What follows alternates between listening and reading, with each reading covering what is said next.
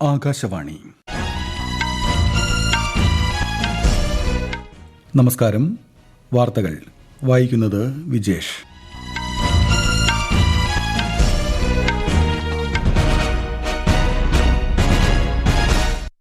പ്രധാന വാർത്തകൾ. രാജ്യത്ത് ലോക്സഭാ തെരഞ്ഞെടുപ്പ് മുന്നൊരുക്കം പുരോഗമിക്കുന്നു. ഒന്നാം ഘട്ടത്തിന് നാമനിർദ്ദേശ പത്രിക സമർപ്പിക്കാനുള്ള സമയപരിധി നാളെ അവസാനിക്കും. കേരളത്തിൽ ലോക്സഭാ തെരഞ്ഞെടുപ്പിനുള്ള വിജ്ഞാപനം മറ്റന്നാൾ. പ്രചാരണം സജീവമാക്കി മുന്നണികൾ. ഗസയിൽ അടിയന്തര വെടിനിർത്തലിന് ആഹ്വാനം ചെയ്ത് ഐക്യരാഷ്ട്ര രക്ഷാസമിതി. വിയോജിച്ച് ഇസ്രയേൽ. സിംഗപ്പൂരിന്റെ അനുകൂല നിലപാട് ഉഭയകക്ഷി സഹകരണത്തിന് ശക്തി പകരുന്നതായി കേന്ദ്രമന്ത്രി എസ് ജയശങ്കർ.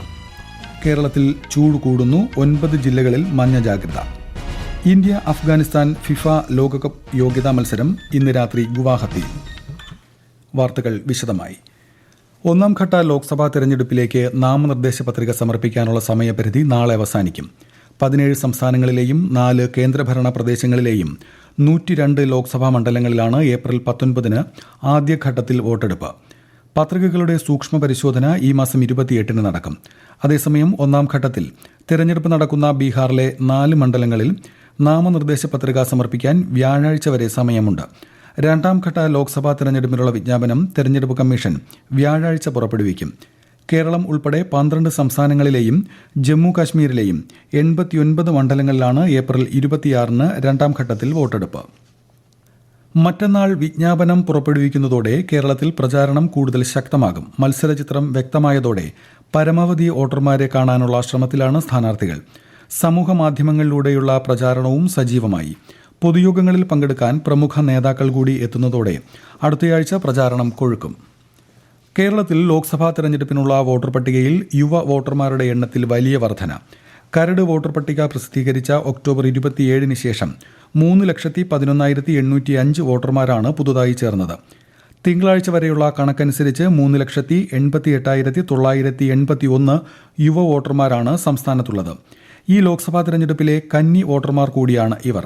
ഹ്രസ്വ കാലയളവിനുള്ളിൽ യുവ വോട്ടർമാരുടെ എണ്ണത്തിൽ ഉണ്ടായ വർധന ശരാശരി അടിസ്ഥാനത്തിൽ രാജ്യത്ത് തന്നെ ഒന്നാമതാണ്. ലോക്സഭാ തെരഞ്ഞെടുപ്പുമായി ബന്ധപ്പെട്ട എല്ലാ തരത്തിലുള്ള അനുമതികൾക്കും തെരഞ്ഞെടുപ്പ് കമ്മീഷൻ വെബ്സൈറ്റായ സുവിധയിലൂടെ അപേക്ഷിക്കാം.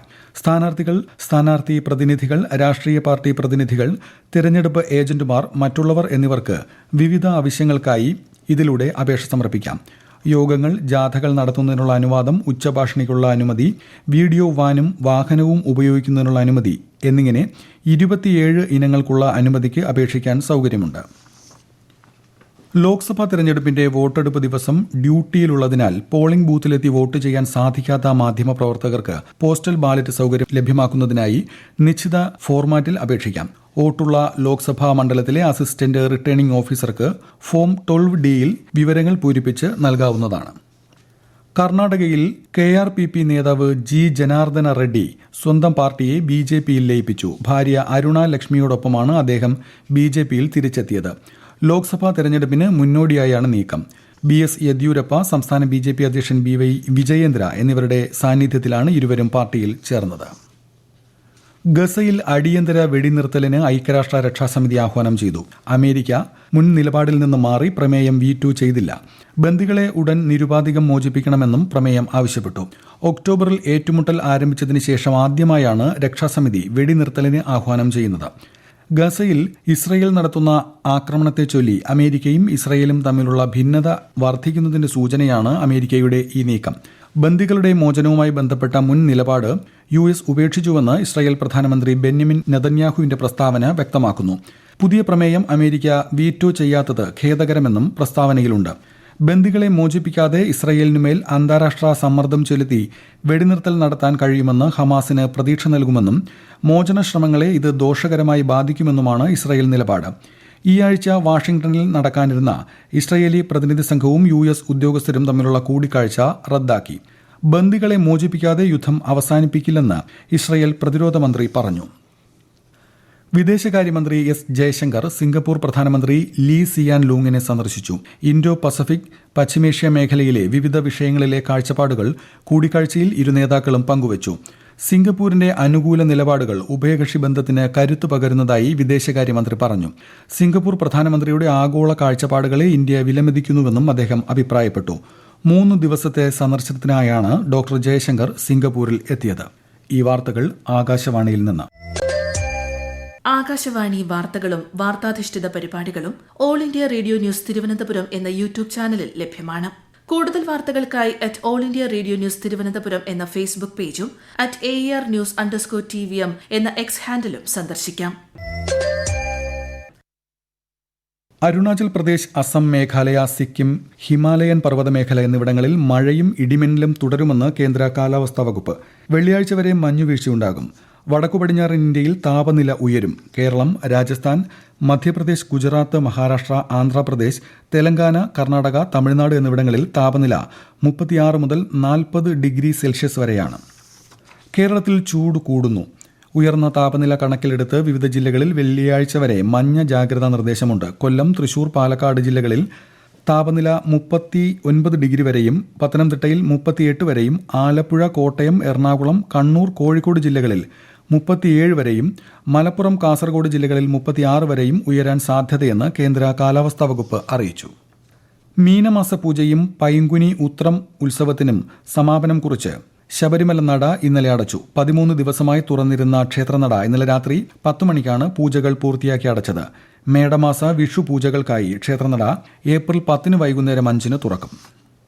ഇന്ത്യ അഫ്ഗാനിസ്ഥാൻ ഫിഫ ലോകകപ്പ് യോഗ്യതാ മത്സരം ഇന്ന്. ഗുവാഹത്തിയിൽ രാത്രി 7-നാണ് പോരാട്ടം. സൌദിയിൽ നടന്ന ആദ്യ മത്സരം ഗോൾ രഹിത സമനിലയിലാണ് അവസാനിച്ചത്.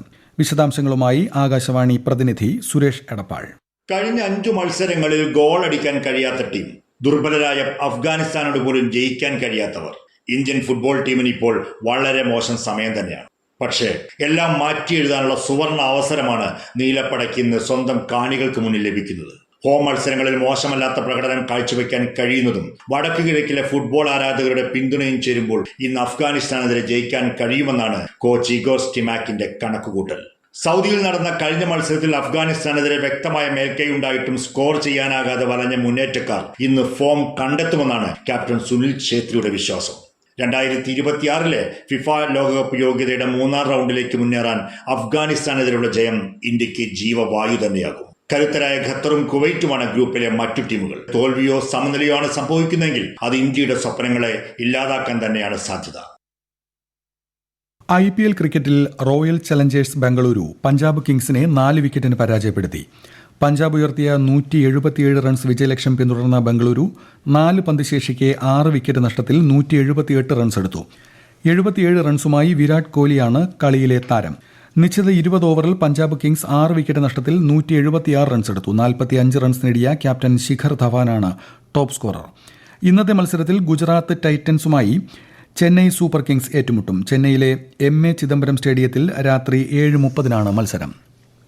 ഉജ്ജയിനിയിലെ മഹാകാലേശ്വർ ക്ഷേത്രത്തിലുണ്ടായ തീപിടുത്തത്തെക്കുറിച്ച് മജിസ്ട്രേറ്റ് തല അന്വേഷണത്തിന് മധ്യപ്രദേശ് മുഖ്യമന്ത്രി മോഹൻ യാദവ് ഉത്തരവിട്ടു. പരിക്കേറ്റ എല്ലാവരുടെയും ആരോഗ്യനില തൃപ്തികരമാണെന്നും അവർക്ക് വേണ്ട പരിചരണം സർക്കാർ ഉറപ്പാക്കുമെന്നും അദ്ദേഹം പറഞ്ഞു. ദുരന്തത്തിനിരയായ ഓരോരുത്തർക്കും സംസ്ഥാന സർക്കാർ 1 ലക്ഷം രൂപ വീതം നൽകും. പ്രധാനമന്ത്രി, ആഭ്യന്തരമന്ത്രി, രാഷ്ട്രപതി എന്നിവരുമായി ഫോണിൽ സംസാരിച്ചതായും അദ്ദേഹം പറഞ്ഞു. കടലിൽ മുങ്ങിയ മത്സ്യബന്ധന ബോട്ടിൽ നിന്ന് 5 മത്സ്യത്തൊഴിലാളികളെ തീരസംരക്ഷണ സേന രക്ഷപ്പെടുത്തി. പോർബന്തറിൽ നിന്ന് ഏകദേശം 50 കിലോമീറ്റർ അകലെയാണ് ബോട്ട് മുങ്ങിയത്. മുംബൈ അന്താരാഷ്ട്ര വിമാനത്താവളത്തിൽ 19 കോടി രൂപയിലേറെ വിലമതിക്കുന്ന കൊക്കൈനുമായി എത്തിയ സിയറ ലിയോൺ സ്വദേശിനിയെ Directorate of Revenue Intelligence arrest ചെയ്തു. രഹസ്യവിവരം ലഭിച്ചതിനെ തുടർന്നാണ് നൈറോബിയിൽ നിന്ന് മുംബൈയിലെത്തിയ യുവതിയെ കസ്റ്റഡിയിലെടുത്തത്. പ്രധാന വാർത്തകൾ വീണ്ടും. രാജ്യത്ത് ലോക്സഭാ തെരഞ്ഞെടുപ്പ് മുന്നൊരുക്കം പുരോഗമിക്കുന്നു. 1ാം ഘട്ടത്തിന് നാമനിർദ്ദേശ പത്രിക സമർപ്പിക്കാനുള്ള സമയപരിധി നാളെ അവസാനിക്കും. കേരളത്തിൽ ലോക്സഭാ തെരഞ്ഞെടുപ്പിനുള്ള വിജ്ഞാപനം മറ്റന്നാൾ. പ്രചാരണം സജീവമാക്കി മുന്നണികൾ. ഗസയിൽ അടിയന്തര വെടിനിർത്തലിന് ആഹ്വാനം ചെയ്ത് ഐക്യരാഷ്ട്ര രക്ഷാസമിതി. വിയോജിച്ച് ഇസ്രയേൽ. സിംഗപ്പൂരിന്റെ അനുകൂല നിലപാട് ഉഭയകക്ഷി സഹകരണത്തിന് ശക്തി പകരുന്നതായി കേന്ദ്രമന്ത്രി S. ജയശങ്കർ. കേരളത്തിൽ ചൂട് കൂടുന്നു. 9 ജില്ലകളിൽ മഞ്ഞ ജാഗ്രത. ഇന്ത്യ അഫ്ഗാനിസ്ഥാൻ ഫിഫ ലോകകപ്പ് യോഗ്യതാ മത്സരം ഇന്ന് രാത്രി ഗുവാഹത്തിയിൽ. വാർത്തകൾ കഴിഞ്ഞു. അടുത്ത വാർത്താ പ്രക്ഷേപണം ഉച്ചയ്ക്ക് 12:30.